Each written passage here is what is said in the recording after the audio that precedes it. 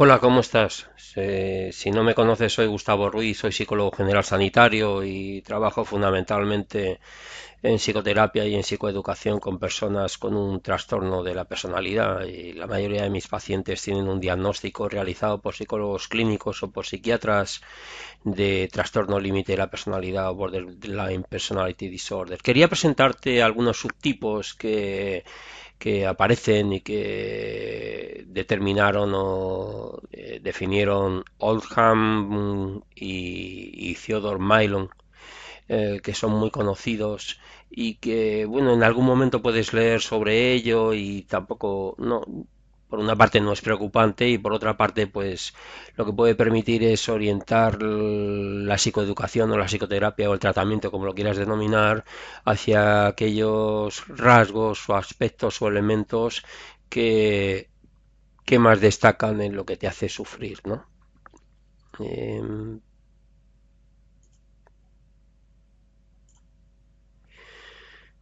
En el trastorno general de la personalidad, un trastorno del tipo que sea, hay 10 trastornos. Hay tres grupos de trastornos. Hay un grupo de trastornos extraños o difíciles que se denominan. Hay un grupo de trastornos que se han denominado dramáticos, y que son el grupo B o el clúster B. Y hay un grupo de trastornos que se denominan los ansiosos y que son el grupo C o el clúster C. En total hay 10. Mira, el DSM-5, que es el manual que utilizan los psiquiatras normalmente o habitualmente. Hay otro que es el CIE-11, pero suelen utilizar este para diagnosticar, ¿no? Se trata de un patrón permanente de experiencia interna de comportamiento que se aparta acusadamente de las expectativas de la cultura del sujeto. Eso es importante porque a medida que la cultura va, digamos que ampliando sus horizontes o sus límites, algunas conductas o algunos aspectos de nuestra manera de estar en el mundo han dejado de ser interpretados o catalogados de trastorno y han sido incorporados, ¿no? Adaptados, sencillamente han dejado de ser trastornos y no se diagnostican. No voy a hablarte de ninguno de ellos, pero supongo que puedes tener, que puedes interpretar por ti mismo o por ti mismo, ¿no? Cuáles han dejado de ser un trastorno en las culturas occidentales al menos, ¿no? El patrón tiene que ver con aspectos de pensamiento, cognición, ¿no?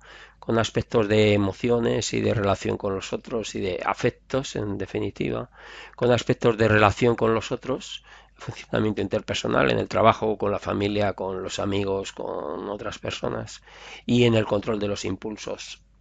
Entonces, es un patrón permanente de experiencia interna y de conducta que se aparta acusadamente de lo que se espera, ¿no? De nosotros en un momento determinado de la cultura. Eh, y estos son los elementos en los que, o las dimensiones, o las eh, características que se van a identificar a la hora de diagnosticar a alguien con un trastorno de la personalidad. El patrón persistente se considera en el DSM-5 inflexible y se extiende a una amplia gama de situaciones personales y sociales. Es decir, de alguna manera, nosotros somos la misma persona, aunque no nos podamos bañar en el mismo río dos veces, pero, pero somos la misma persona, ¿no? Entonces, el trastorno, ese patrón persistente provoca malestar, eso es importante, ¿no? Es un malestar clínicamente significativo, es decir, yo no me siento confortable con cómo vivo, con cómo siento, con cómo pienso, con cómo disfruto o sufro de los demás, ¿no? El patrón es estable y de larga duración, su inicio se remonta a la adolescencia, aunque no se suele diagnosticar en la adolescencia, y a la edad adulta temprana. Se intenta diagnosticar más tarde de la adolescencia porque parece que un trastorno de personalidad, si sabes, que te pongan la etiqueta cuando todavía no has llegado a la adultez, pues parece un poco severo, ¿no? Pero bueno, hay profesionales también que están diciendo, oiga, cuanto antes podamos describir de alguna manera qué es lo que le está sucediendo, antes podemos intentar poner remedio, ayudarle, ¿no? A que encamine, a que minimice el sufrimiento, ¿no? Que le produce este tema. El patrón nos explica mejor como una manifestación o consecuencia de otro trastorno mental. Eso es importante, porque hay muchos como hay muchas comorbilidades a la hora de diagnosticar. Los psiquiatras pueden diagnosticar, claro, diagnostican con un manual y preguntándole a tu familia y a otras personas en la medida de lo posible y a ti misma.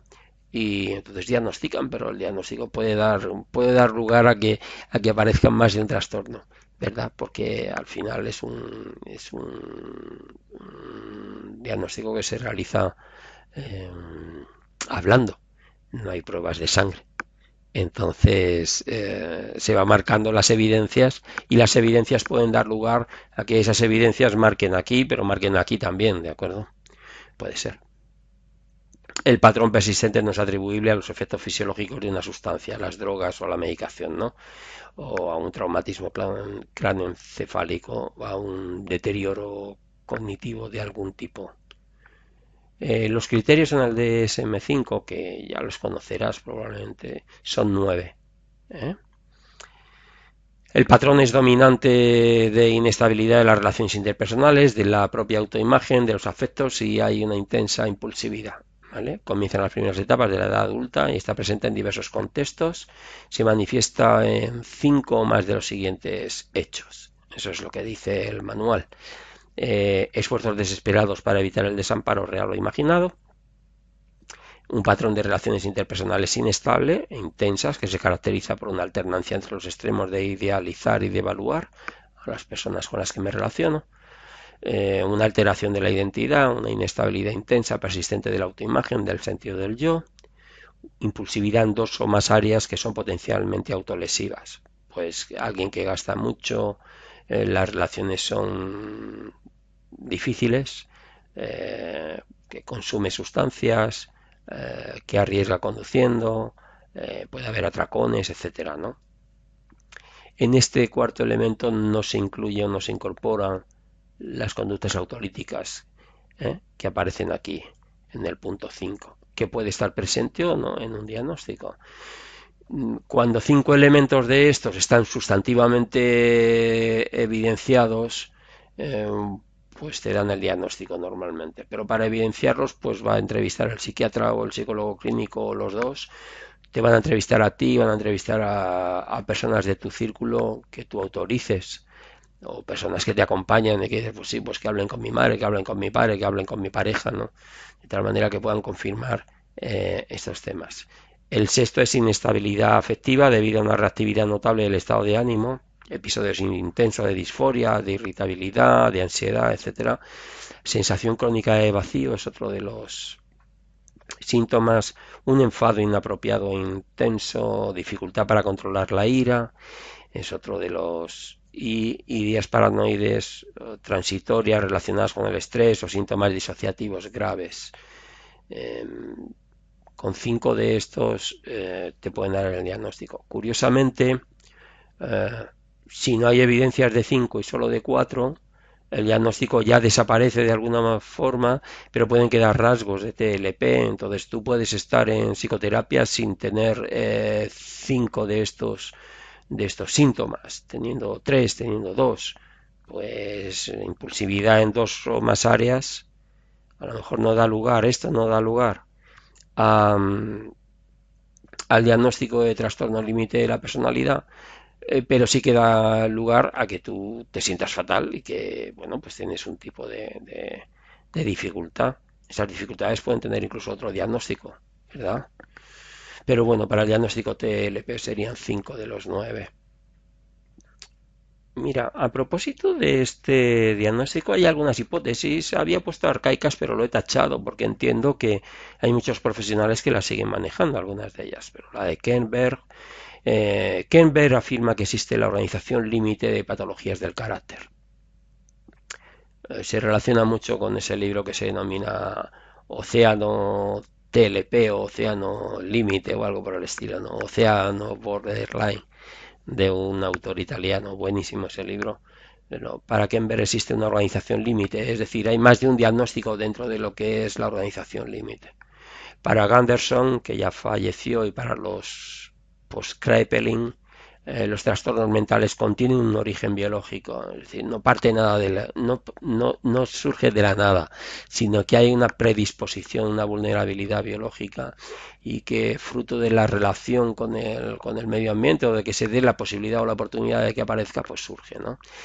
Al existir estados psicóticos transitorios puede contemplarse un continuo entre TLP y esquizofrenia. Esto lo decían algunos autores. Dicen, oiga, que es que a veces un trastorno límite se puede confundir con un diagnóstico de esquizofrenia o está muy próximo, está muy vinculado a la esquizofrenia. Algunos autores apostaban por ese tema. Para Quiscal, que era otro autor, el súbito cambio emocional, la irritabilidad y los estados depresivos crónicos lo situaban en el continuo con los trastornos afectivos, es decir, con la depresión y con el trastorno bipolar.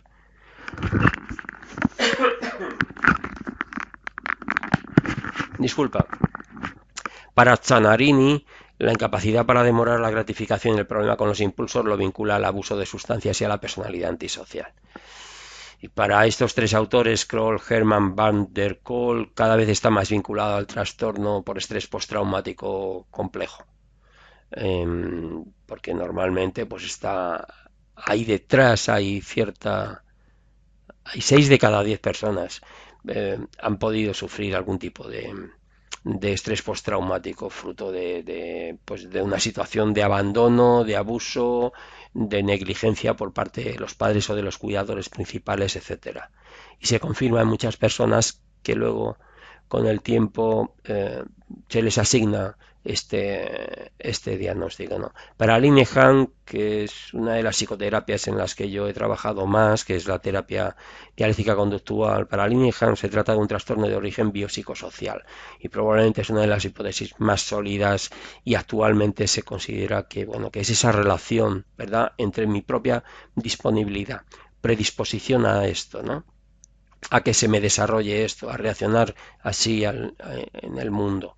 El desarrollo, la interpretación psicológica que yo puedo hacer de los acontecimientos y el entorno social en el que me desenvuelvo, pues fruto de esa interrelación entre dimensiones o entre estímulos, pues puede dar lugar al trastorno. Sucede con otras muchas anomalías o enfermedades que podemos padecer con el tiempo. Entonces, bueno, está en sintonía con lo que hoy en día se considera. Mira, hay algunos subtipos de TLP porque al final dices, bueno, yo tengo el diagnóstico, formo parte de un grupo, estoy en psicoterapia, pero es que no me parezco en nada a la persona que hay al lado. O no me parezco en nada a la mayoría de las personas que están conmigo en psicoterapia, en el hospital. O no me parezco en nada a lo que he leído. O es que tengo otra. Entonces, Theodore Millon encontró 4 subtipos y Ortham encontró 5.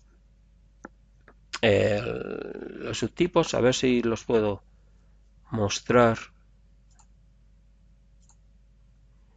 Mira, los subtipos de Millon es el subtipo desanimado, el subtipo petulante, a ver si podemos moverlo.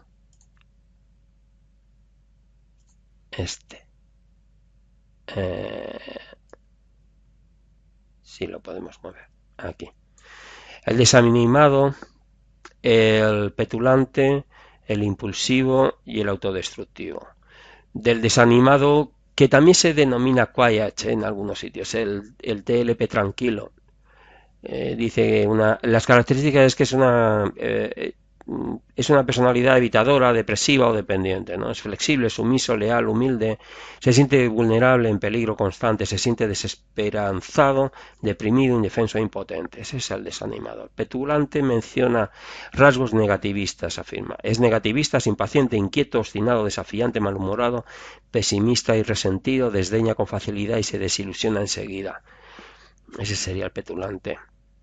El subtipo impulsivo, características histriónicas y antisociales, dice caprichoso, superficial, frívolo, se distrae con facilidad, frenético y seductor, el temor a la pérdida le hace sentir agitación, seguida abatimiento e irritabilidad, potencialmente suicida, y el autodestructivo es un intrapunitivo en el sentido de características depresivas o masoquistas.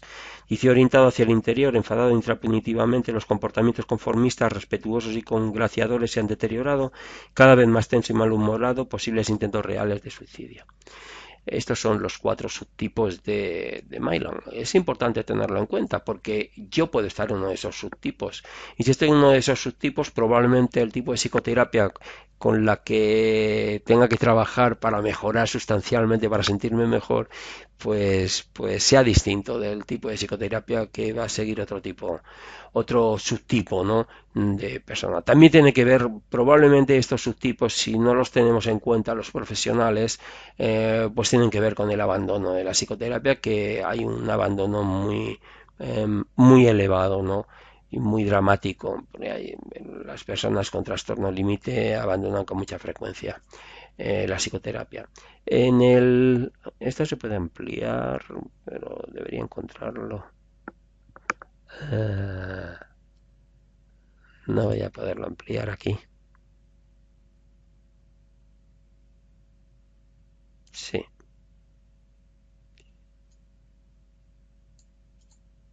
ahí. Bueno, ahí vale.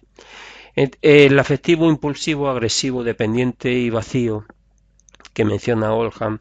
El afectivo se considera que es moderadamente eh, heredado y sería un modo de trastorno afectivo. Estaría muy próximo a lo que es el trastorno bipolar, sin ser bipolar, ¿de acuerdo? Pero es un trastorno de tipo afectivo. Lo vincula a lo que describieron otros autores psicoanalistas que son Melanie Klein y Leibovich, pero bueno, no vamos a entrar ahí. El tipo impulsivo es una persona orientada a la acción dentro de que hay 5 síntomas de los 9 posibles, ¿no? Es una persona, el impulsivo es una persona orientada a la acción, tiene dificultades para controlar los impulsos, y dice como que muchas veces el trastorno límite de la personalidad se caracteriza como un trastorno de un espectro impulsivo, ¿no? El agresivo tiene que ver con el temperamento. Dice, es una constitución, dice, es constitucional del temperamento o una reacción temprana al trauma, al aviso, al abuso o a la incapacidad o negatividad por parte de los cuidadores. La agresión está por debajo, ¿no? Dice, la rabia es inadecuada, es muy difícil de controlar la rabia, etcétera. Es una persona que se irrita, es irascible, ¿no? Y tiene que tratar con la irascibilidad principalmente. Es probable que esta irascibilidad se dé mucho o se pueda dar mucho en hombres, ¿no? Con el trastorno, aunque no está muy claro. En mi experiencia no podría afirmarlo y tampoco dispongo de datos recientes a propósito de esto. El dependiente es una marcada intolerancia a sentirse solo. En algunos casos puede haber una intolerancia. Decía Masterson y colegas trabajando con personas con TLP que cabía la posibilidad de que en estas personas que eran tan dependientes los padres hubieran sido demasiado estrictos a la hora de que fueran independientes, como advirtiendo de si ten cuidado que te va a pasar esto, ten cuidado que te va a pasar lo otro, al margen o amén de que existiera el trastorno, ¿no? Entonces, y el último tipo o subtipo es el vacío. El vacío es muy interesante, ¿no? Porque tiene que ver con la falta de sustancia a la identidad, a la propia identidad. ¿Mm?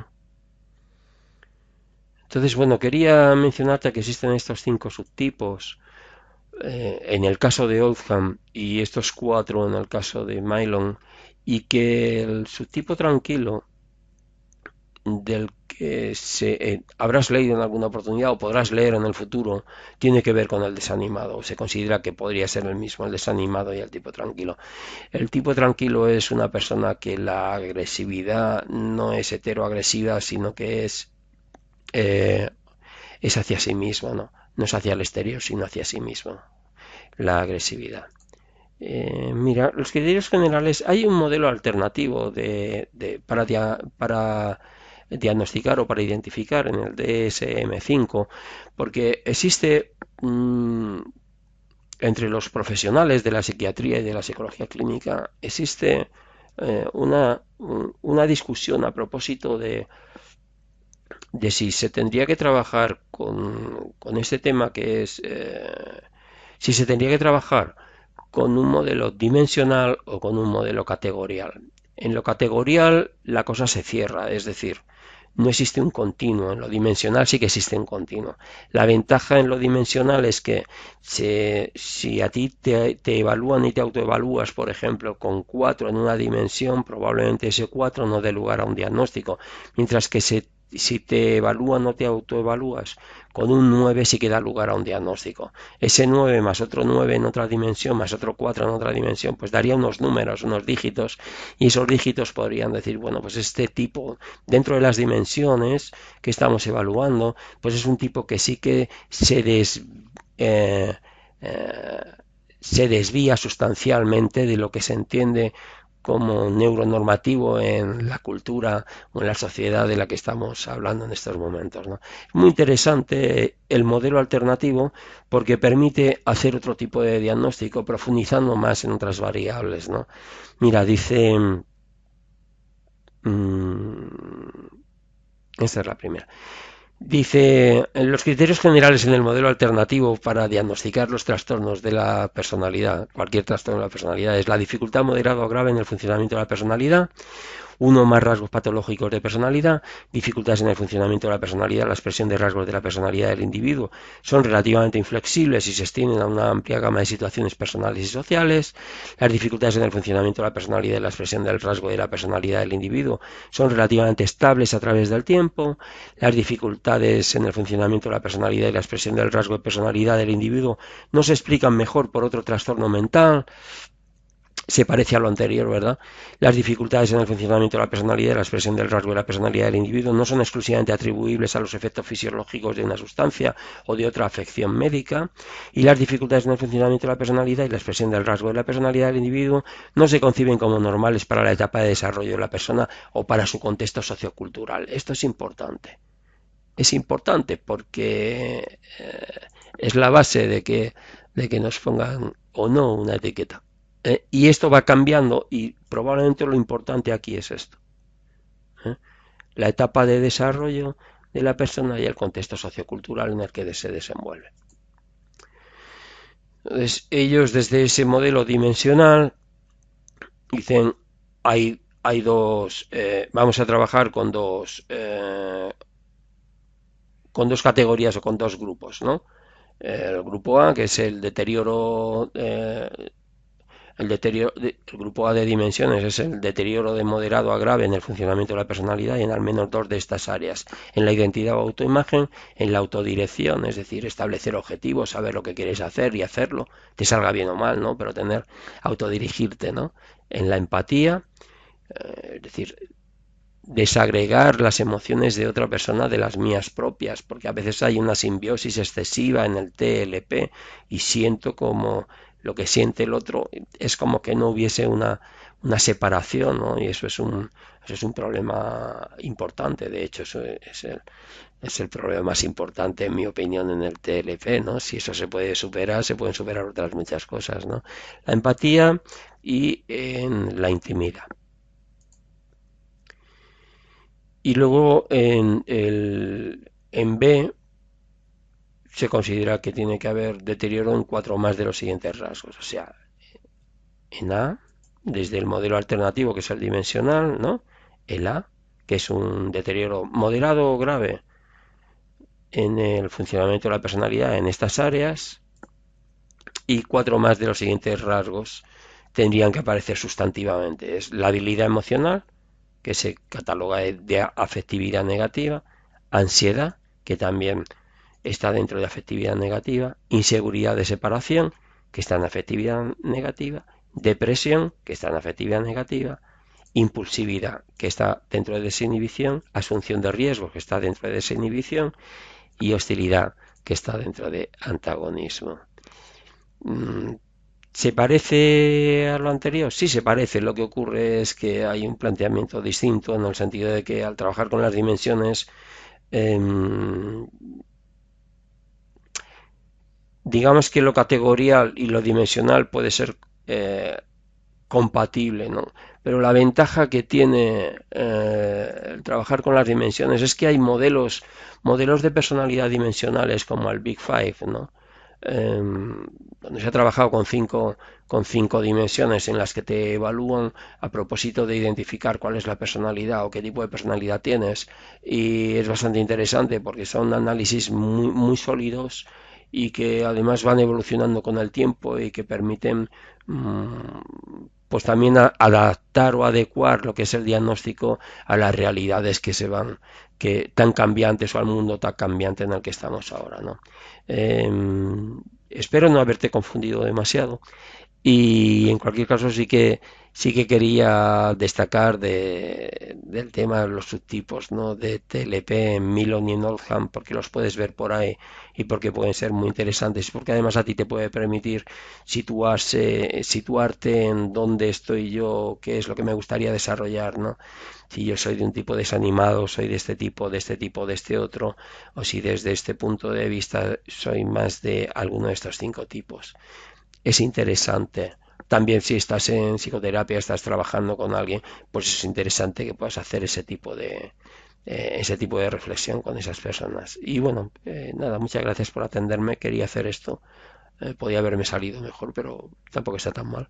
Y si quieres compartir esto con gente, pues lo puedes compartir. Si en algún momento quieres trabajar conmigo, pues soy Gustavo Ruiz Llavero, soy psicólogo colegiado desde el año 90 por Madrid y ese es mi correo.